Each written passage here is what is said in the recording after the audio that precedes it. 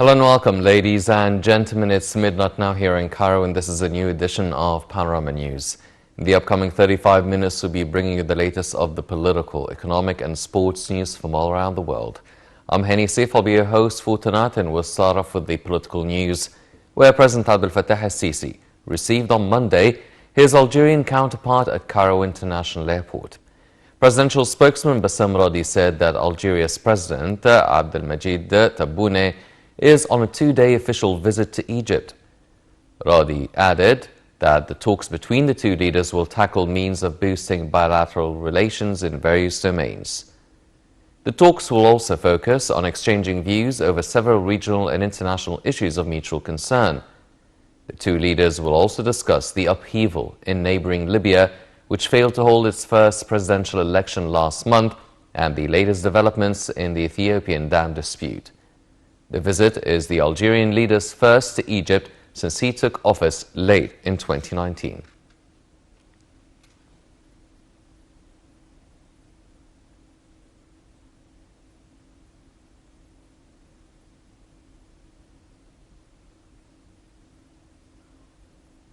President Abdel Fattah al-Sisi on Monday held a meeting with Prime Minister Mustafa Madbouli and Housing Minister Asim al-Gazzar to follow up on the implementation of national housing projects nationwide. The meeting focused on the fourth-generation cities, such as the new administrative capital, as well as development projects across historical Cairo. Notable projects that were extensively discussed at the meeting also included the new Alamein city and the new Mansoura city. President al-Sisi was also briefed on the implementation of housing units along the presidential initiative Home for All Egyptians. Egypt announced fresh attacks by Houthi terrorists against Saudi Arabia and the United Arab Emirates. In a statement, the Foreign Ministry stressed that the continuation of these attacks against brotherly countries is considered a clear threat to their stability and is a violation to the international law. Egypt also renewed its full support to Saudi Arabia and the UAE in all measures they take against these terrorist attacks. The Arab Parliament also denounced the attacks, stressing that the dangerous escalation by terrorist Houthis is a threat to Arab national security in general and to the Gulf in particular. Moreover, the Gulf Cooperation Council slammed the fresh attack by terrorist Houthis at the UAE targeting civilians, saying the continuation of such attacks is a challenge to the international community and its laws.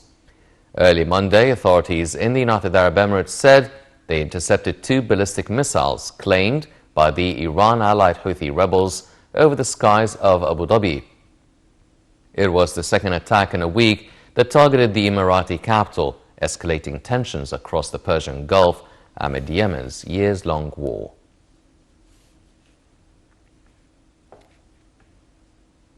US-backed Syrian Kurdish fighters deployed inside a prison in northeast Syria on Monday, closing in on the facility's last wing, controlled by militants for days.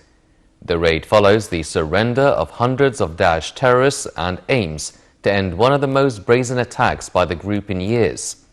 Spokesman for the Kurdish-led Syrian Democratic Forces, Farhad Shami, said that forces took over buildings near the prison's northern wing. That's where dozens of Daesh militants have been holed up since Thursday. Shemi said SDF forces advanced after about 300 Daesh militants surrendered early Monday.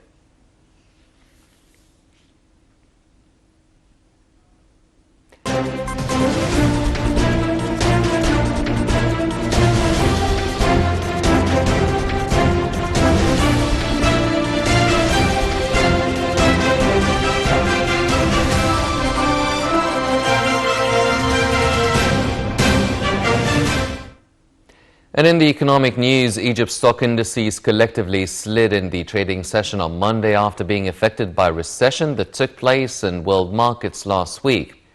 The benchmark EGX 30 index slid by 0.34%. The EGX 70 index for small and medium businesses also went down by 2.03%. And the broader EGX 100 index slid by 1.53%. After all indices slid by sales of investors, the market capitalization lost to close at $747.8 billion amid transactions of about £4.2 billion.